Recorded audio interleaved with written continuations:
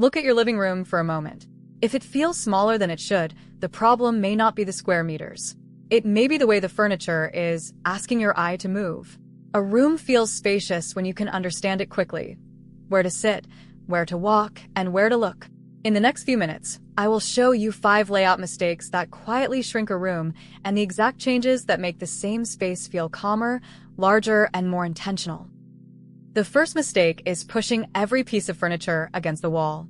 It sounds logical. Move everything outward and save space in the center. But visually, it often does the opposite.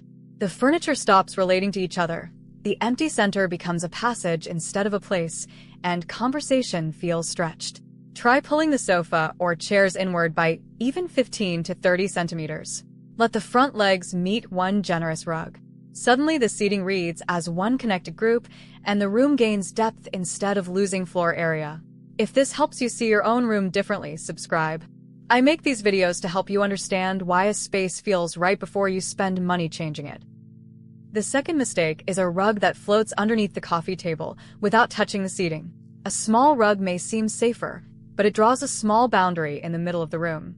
Your eye reads the sofa, chairs, and table as separate objects, so the layout feels fragmented. Choose a rug large enough for at least the front legs of the main seating to rest on it. That single surface connects the furniture and gives the room a clear center. You are not adding more decoration. You are giving the existing pieces one visual foundation.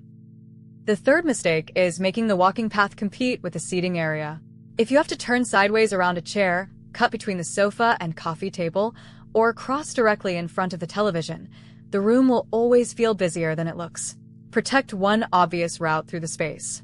It does not need to be perfectly straight, but it should be easy to read from the doorway. Now pause and picture your own room.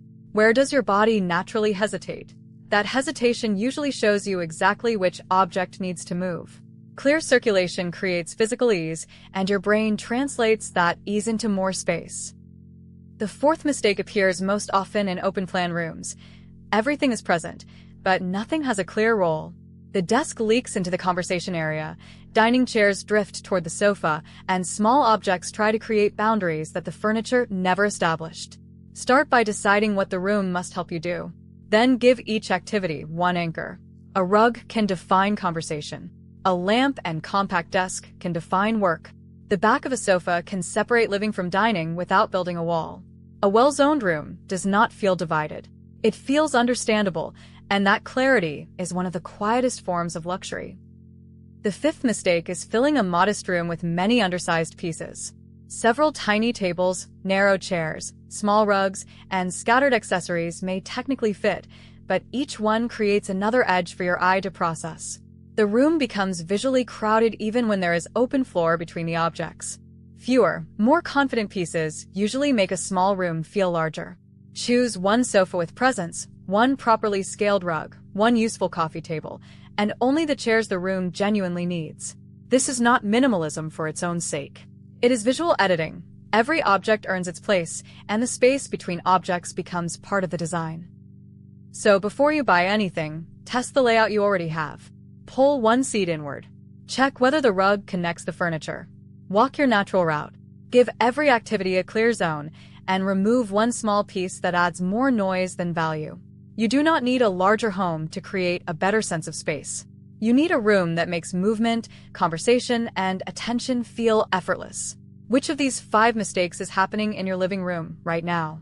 Tell me the number in the comments. I will use your answers to choose the next room we fix together.